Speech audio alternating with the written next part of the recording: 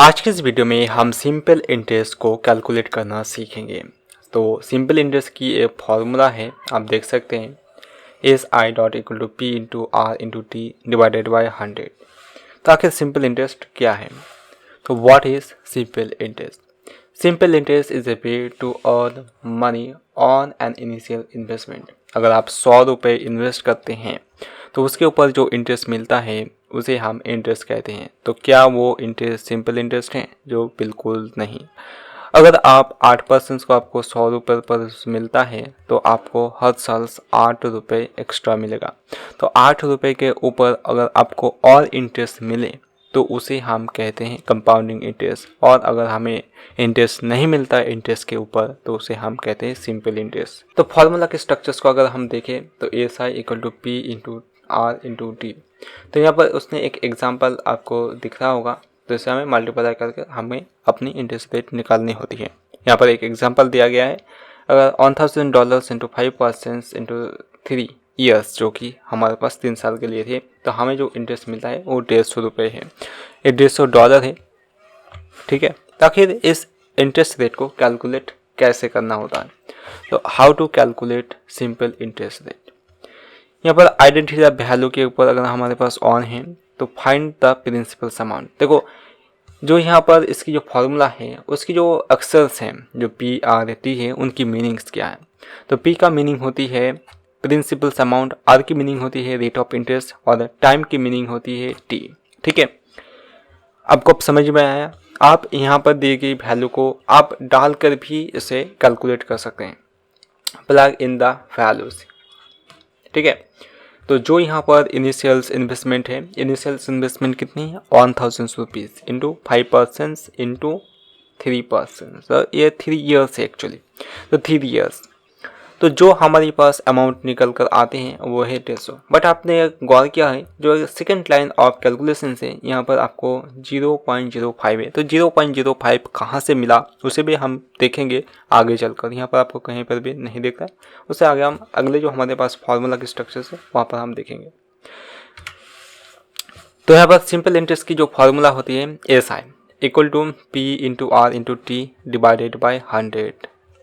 हमें आर को 100 से डिवाइड करना होता है रेट ऑफ इंटरेस्ट को। अगर रेट ऑफ इंटरेस्ट आपको 8% से, ठीक है, तो उसे हमें डिवाइडेड करके हमें उसे डेसिबल्स नंबर पर कन्वर्ट करना पड़ता है, जो कि हम 100 से अगर डिवाइडेड करें तो हमारे पास आएगा 0.08%। ठीक है, तो उस तरह से हम हर एक अक्षर को इंटरेस्ट रेट को डेसिमल्स पर कन्वर्ट करते हैं।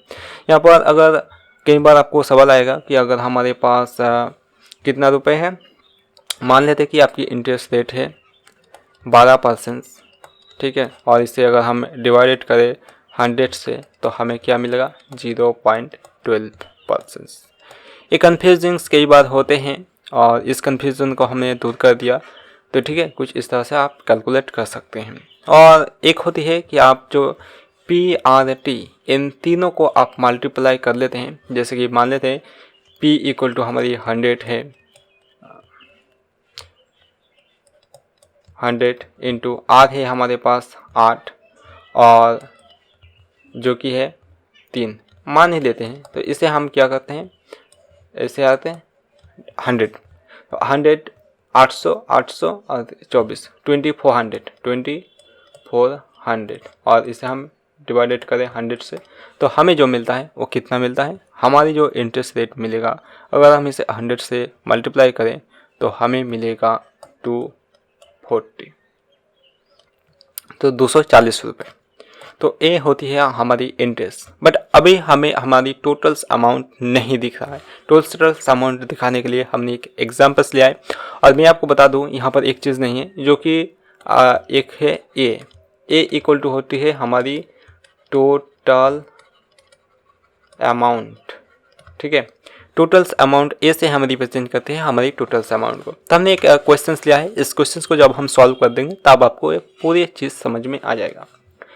राहुल ने अपने गांव के पोस्ट ऑफिस में 4000 की राशि सिंपल इंटरेस्ट पर निवेश किया। यहाँ पर हमारे पास जो प्रिंसिपल अमाउंट है वो 4000 रुपये है। वह राशि 3 साल के लिए जमा की गई है। तो हमारे पास साल कितना है 3 साल। और पोस्ट ऑफिस द्वारा दिए जाने वाला इंटरेस्ट रेट 8% पर एनम है। तो यहाँ पर हमारे पास जो हमें निकालना होगी कि 3 साल बाद मिलने वाला सिंपल इंटरेस्ट यानी कि एसआई कितना होगा, और टोटल अमाउंट, मैंने कहा कि टोटल अमाउंट को हम ए से रिप्रेजेंट करते हैं तो कितना होगा। तो इन दोनों को हमें निकालना होगा।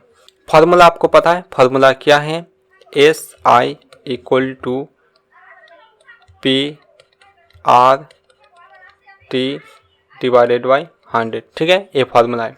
तो फार्मूला के अकॉर्डिंग में इन सारे आंसर्स को लिख लेते हैं। सबसे पहले हम निकालेंगे S I. S I equal to 4000 into 8 into 300। S I equal to, अगर हम इन तीनों को गुना करें तो हमें मिलेगा 96,000 divided by 100। S I equal two divided by 960। तो हमारे पास जो एस आई मिलती है, तो हमारी जो एस आई होती है, एस आई होता है इक्वल टू 960। हमें तो हमारी एस आई नंबर मिल गया। जो S I number, S I total S I amount है वो है कितना, 960। अब हमें टोटल अमाउंट निकालना है। टोटल अमाउंट निकालने के लिए एक और फॉर्मूला आते हैं जो कि है A equal to P plus S I. ठीक है, principal amount plus S I. तो इसी को हम भी निकाल लेते हैं। A equal to principal amount कितना है 4000 plus S I 960 equal to कितना होगा हमारे पास 4960। तो हमारे पास टोटल अमाउंट भी आ चुका है जो कि है 4960। तो इसी तरह से हम सिंपल इंटरेस्ट को कैलकुलेट करते हैं। तो 3 साल बाद मिलने वाला सिंपल इंटरेस्ट होगा 960 यानी कि 960 रुपये, और 3 साल के अंत में राहुल को टोटल अमाउंट मिलेगा जो कि है 4960। आप समझ चुके होंगे कि कैसे काम करते हैं। इसे हम इस तरह से करते हैं, ठीक है ना। तो आपको हंड्रेड्स को भी बारे में पता चल जाएगा कि हंड्रेड्स अगर हम डिवाइड नहीं करें तो हमारी आंसर नहीं आएगा। तो सिंपल इंटरेस्ट कैलकुलेट करने का लिए सिंपल सा तरीका था ये, और हमने इसे डिस्कस किया काफ़ी स्मॉल टाइम के अंदर और काफ़ी अच्छे से हमने डिस्क्राइब किया।